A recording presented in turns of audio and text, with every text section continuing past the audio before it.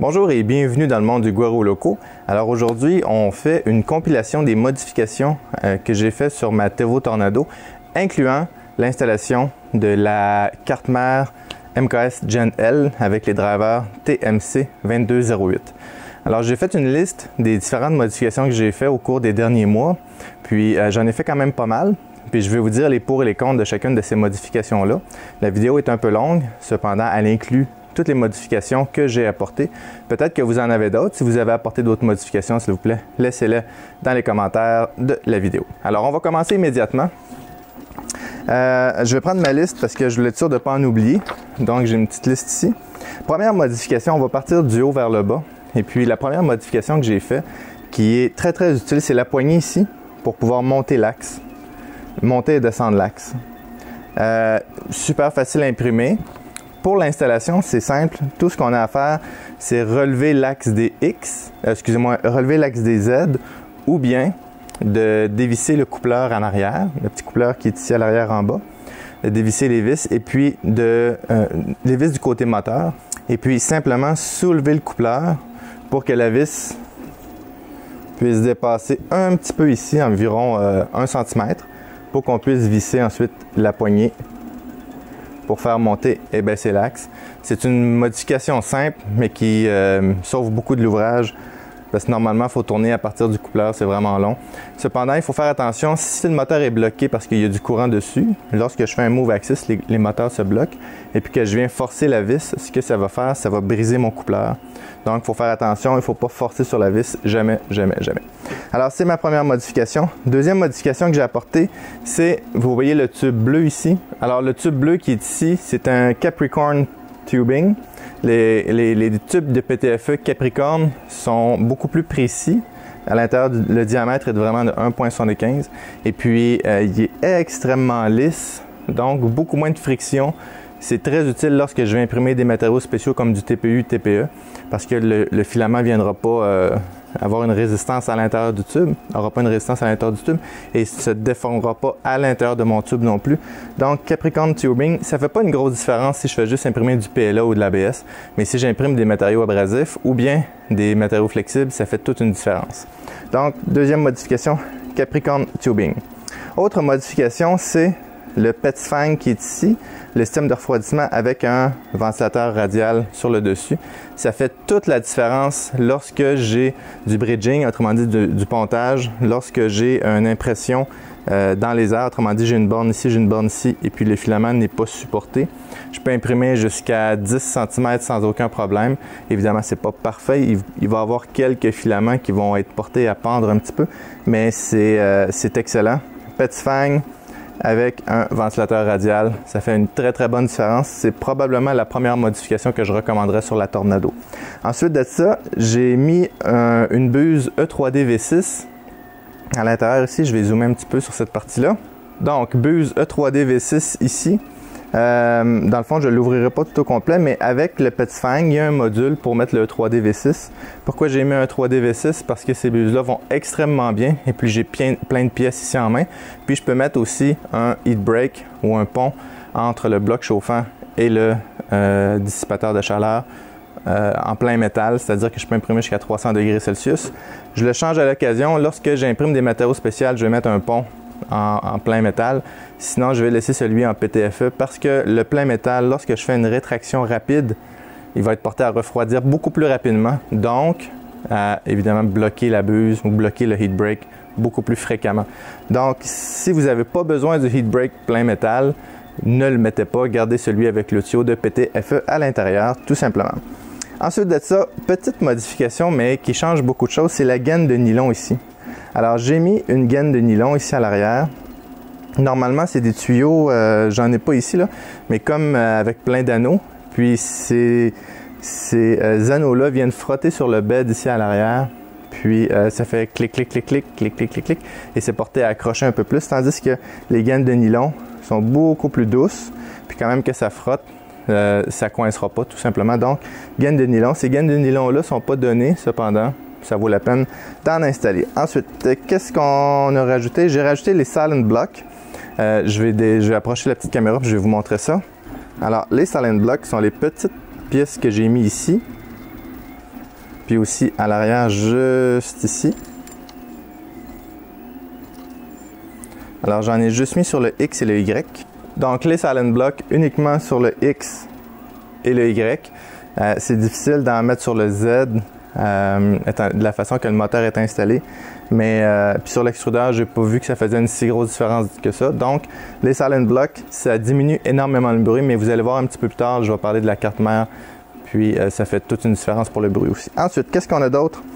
Vous avez probablement pu remarquer que ma surface n'est pas la surface standard. C'est une surface comme verte. Je vais zoomer un petit peu dessus. La surface que je suis en train d'essayer présentement, c'est un Mamorubot. Mamorubot qui font des surfaces d'impression. Alors, je suis en train de l'évaluer. À date, ça va très bien. C'est comparable à l'Anycubic, la surface d'Anycubic ou la Superplate de G-Tech. Mais j'utilise pas seulement que le Mamorubot. Je vais vous montrer ce que j'utilise aussi. Alors, j'utilise du verre, je ne sais pas si on le voit avec le reflet ici. Alors, c'est du verre de 3 mm d'épais borosilicate ou c'est une autre feuille de verre 3 mm en borosilicate, mais avec une feuille de PI collée dessus. C'est le PI de Biltac qu'ils m'ont envoyé récemment. Puis, je vais vous en parler dans un instant. La feuille de PI colle très bien, mais elle s'endommage un peu plus rapidement que le Mamorubot à date. La feuille de verre, c'est lorsque je veux imprimer quelque chose et je veux que ça colle vraiment beaucoup dessus. Je mets du fixatif à cheveux dessus. Puis de cette façon-là, je suis sûr que ça ne décollera pas.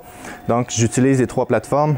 Le Mamorubot, la feuille de PI pour le PLA et puis la feuille de verre avec du fixatif à cheveux que j'utilise du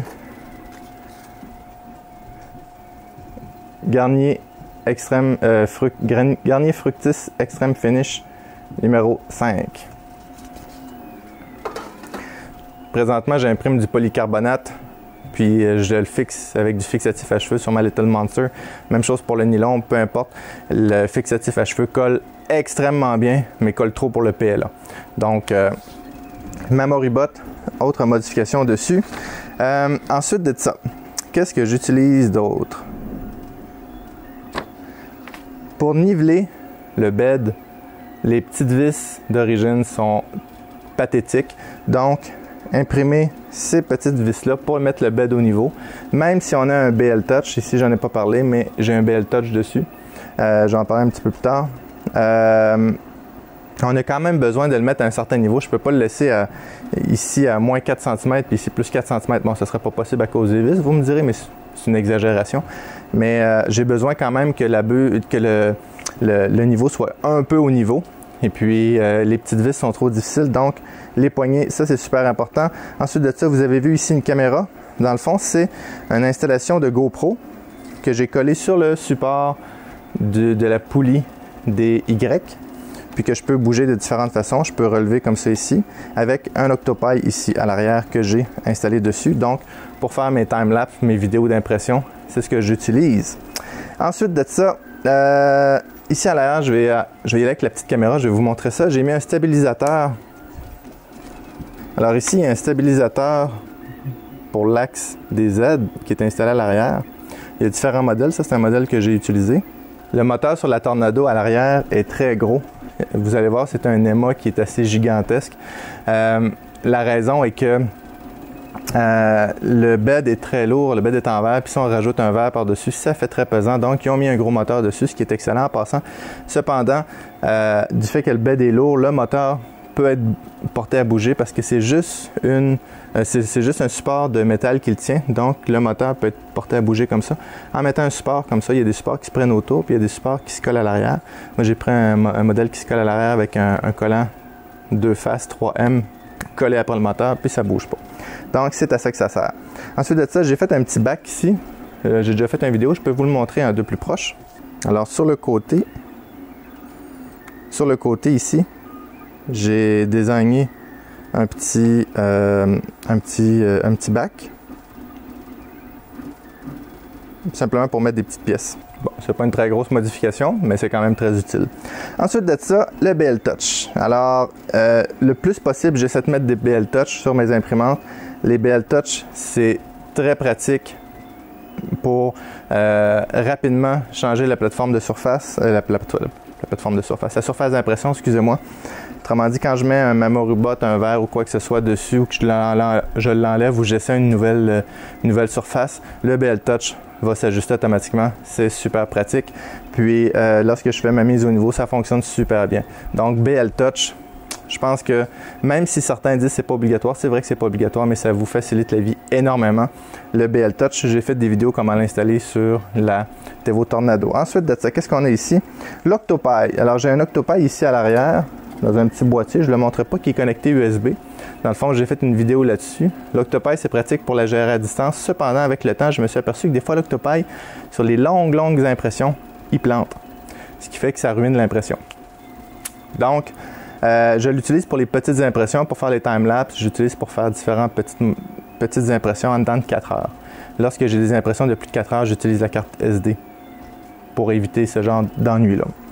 Ensuite de ça, vous avez peut-être vu l'écran qui est ici. C'est un MKS TFT 32.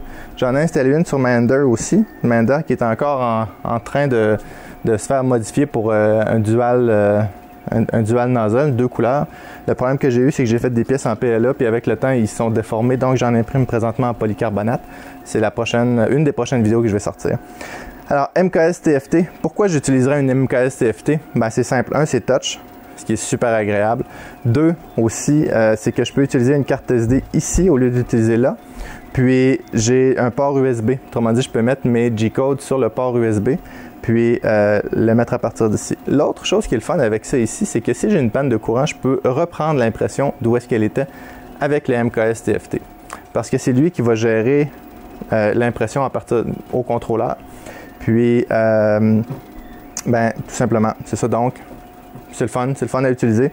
C'est plus touch. Et au niveau du preheat, c'est un petit peu plus tannant parce que le preheat ici, quand je le fais préchauffer, ben, je choisis PLA puis il chauffe et le bed et la buse. Tandis qu'ici, il faut que je dise le bed et la buse, mais bon, c'est pas si pire que ça. Puis je peux aussi rajouter différents paramètres. Puis ça, c'est un boîtier que j'ai imprimé pour le MKS TFT qui fait super bien. Donc, je vais vous montrer comment le connecter aussi dans le prochain point, qui est le changement de carte mère, comment le connecter au board. Ensuite de ça, ce que j'ai imprimé aussi, c'est pas le prochain point, ça c'est mon avant-dernier point. C'est un support pour les fils arrière, comme ça ici. Parce que les fils du bed sont soudés en dessous, mais il n'y a pas de support. Donc, c'est important de mettre un petit support pour supporter les fils en dessous de l'imprimante, pour pas que, à force de plier, ça casse. Surtout que le bed est directement sur le courant alternatif, que ce soit du 110 ou du 220, dépendamment si vous êtes en Europe ou au Canada. Donc, encore plus important de mettre un support. On ne veut pas de court-circuit en dessous du bed. Ça peut faire des jolies petites étincelles et briser votre board. C'est pas mal les grosses modifications que j'ai faites dessus. Je pense pas que j'en ai oublié. Maintenant, on va parler de la carte mère. Comment est-ce que j'ai fait ça? La première des choses est d'imprimer le support qui va aller à la place de la carte mère d'origine. D'accord? Puis là-dessus, on va installer la MKS Gen L 1.0 à l'intérieur de l'imprimante. Faites attention, si vous avez acheté une imprimante Tevo Tornado récemment, il y a déjà une MKS Gen L dedans. Donc, vous n'êtes pas obligé de la changer. Cependant, si votre Tornado a quelques mois, ben, c'est une MKS Base 1.4 ou 1.6 que vous avez dedans. C'est quoi les avantages de changer ça? C'est simple, c'est principalement au niveau des drivers.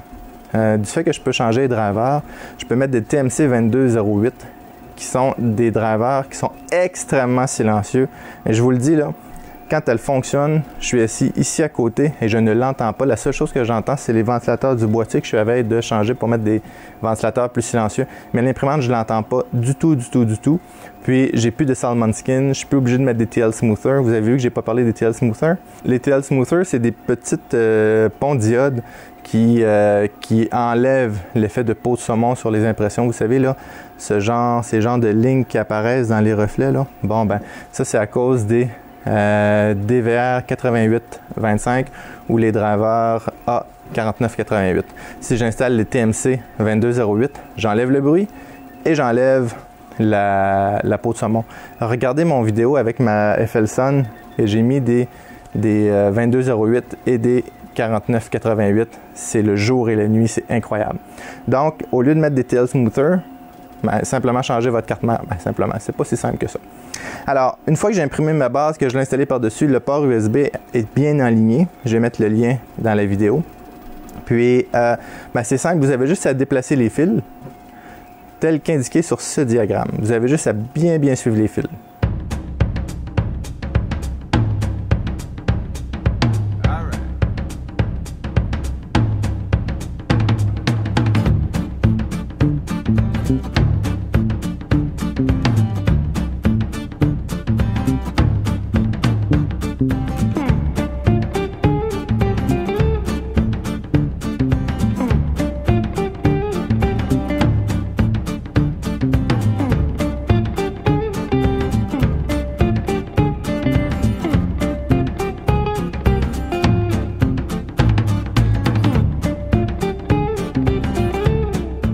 Faites attention, le connecteur EXP1 de l'écran doit être inversé sur le board et aussi le ventilateur ici a un autre endroit de connexion, c'est-à-dire vous devez modifier un petit peu le connecteur pour le mettre, mais c'est pas très compliqué.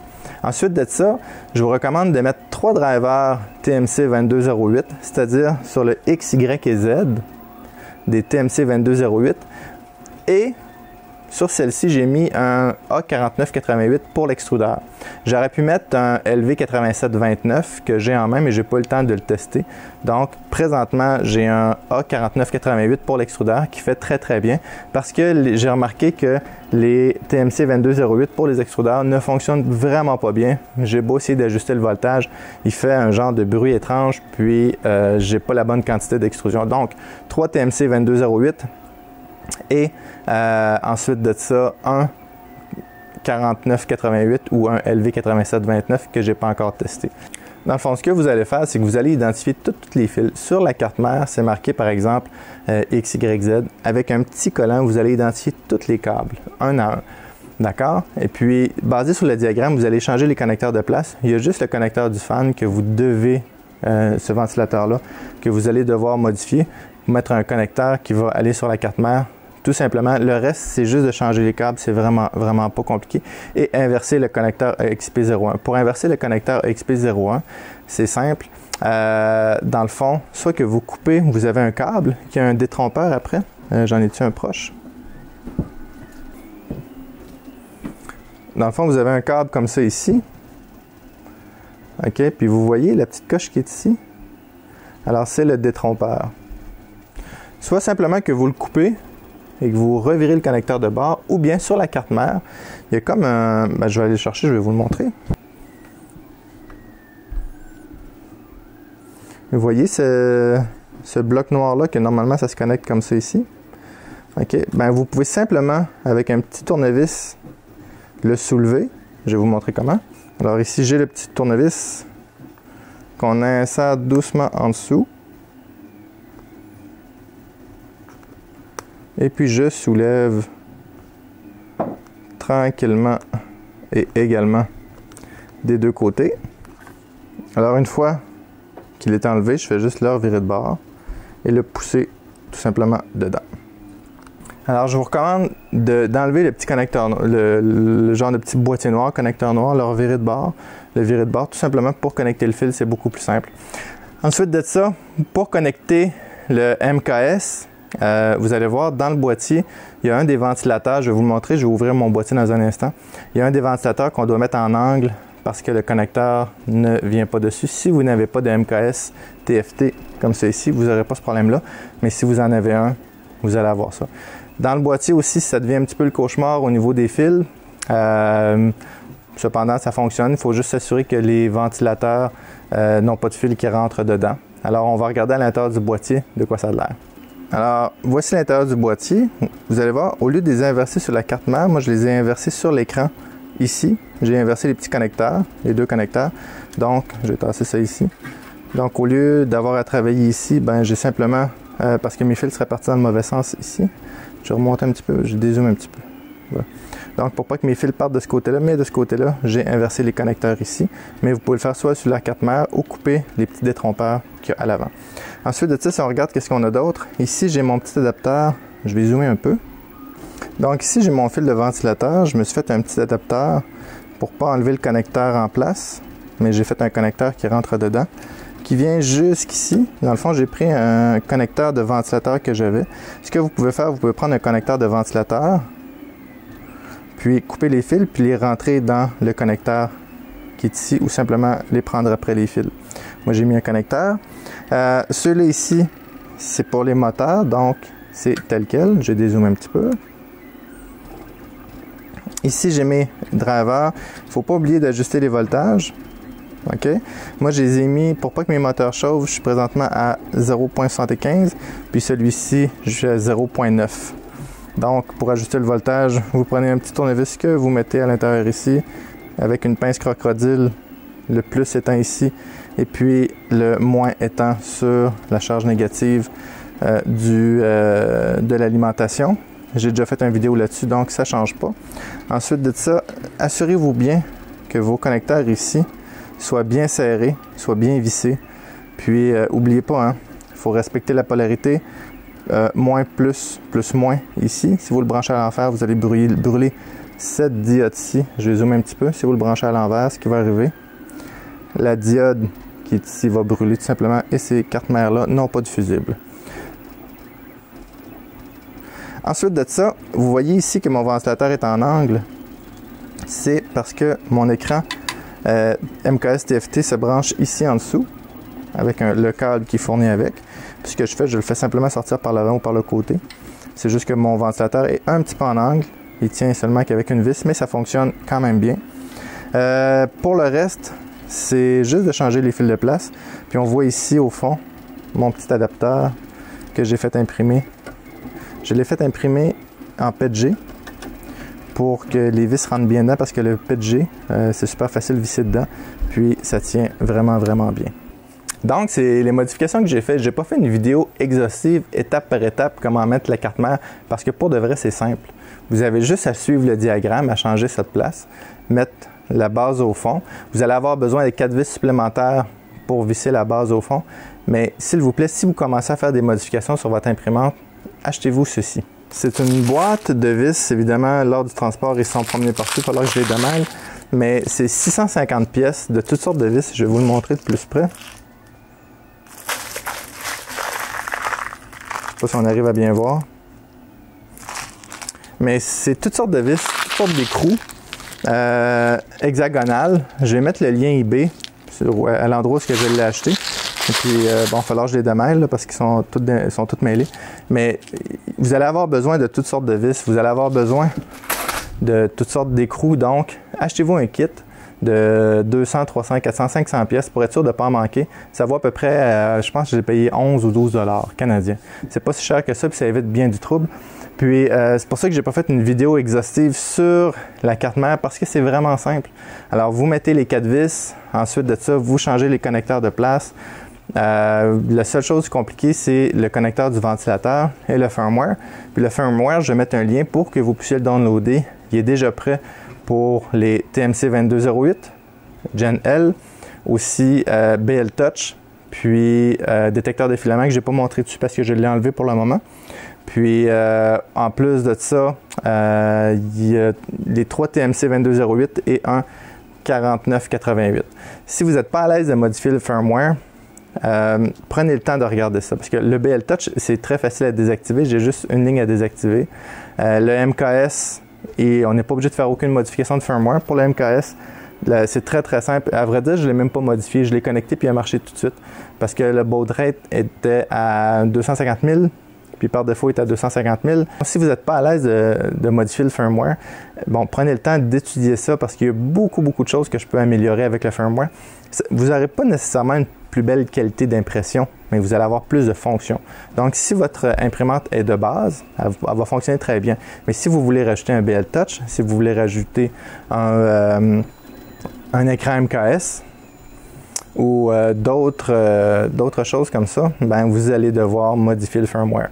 Donc, apprenez à contrôler les différents paramètres. Donc, le firmware que je mets en lien inclut le BL Touch, le MKS Gen L, 3 2208, 1 4988. Et puis, un détecteur de filament, s'il est activé, mais s'il est débranché, ça fonctionne aussi très bien. Ensuite de ça, il permet aussi les codes M600, puis la pause avancée, c'est-à-dire que je peux faire une pause, changer de couleur, des choses de même. Alors, il y a toutes ces fonctions-là. Puis, vous allez voir, comme affichage, ça marque Guero Nado. Ça, vous pourrez le changer. La Guero Nado de Tornado puis Guero Loco. Vous pourrez le changer dans configuration .h. Donc, c'est les modifications que j'ai faites sur ma Tevo Tornado. J'espère que vous avez aimé ça. J'espère que ça va vous être utile. Si vous avez peur de vous lancer dans la modification de la carte mère et que c'est votre seule imprimante, et des fois, il faut s'imprimer des pièces pour se sortir du trouble un peu. Donc, ayez au moins un ami qui a accès à une imprimante qui va pouvoir vous dépanner. Si vous avez 2 imprimantes, ben, vous pouvez au moins vous dépanner dans ce sens-là. Si vous ne connaissez pas beaucoup la programmation, si vous ne connaissez pas beaucoup l'électronique, si vous ne connaissez pas beaucoup ce genre de choses-là, faites attention à chaque fois qu'ils sortent une nouvelle version, il peut y avoir des changements sur la carte mère. Moi, j'avais une carte mère 1.4, vous avez peut-être un 1.6. Les connecteurs sont un petit peu différents. Ensuite de ça, s'ils sortent une Gen L 1.5, moi je suis allé à 1.0, les connecteurs peuvent être différents. Il peut y avoir beaucoup de choses qui sont différentes. Donc, moi je vous dis, j'avais une MKS 1.4, puis j'ai mis une MKS Gen L 1.0. MKS Base 1.4, excusez-moi, puis MKS Gen L 1.0. Si vous avez d'autres choses, les connecteurs peuvent être différents. Donc, il faut chercher, il faut regarder les schémas, savoir les connecteurs sont rendus où, il faut regarder dans le firmware, tout ça. Ça prend un petit peu de temps. Moi, ça m'a pris plusieurs jours avant de la faire fonctionner comme je veux. J'ai fait beaucoup de modifications dans le firmware, j'ai fait beaucoup d'ajustements de voltage. Mes moteurs étaient extrêmement chauds parce que je les avais mis à 0.85 selon mes calculs, mais c'était vraiment trop chaud. Donc, je les ai descendus à 0.7, 0.75 dans ce coin-là. J'espère que vous avez aimé la vidéo. Si ça vous a été utile, s'il vous plaît, mettez un like, abonnez-vous à la chaîne et à bientôt.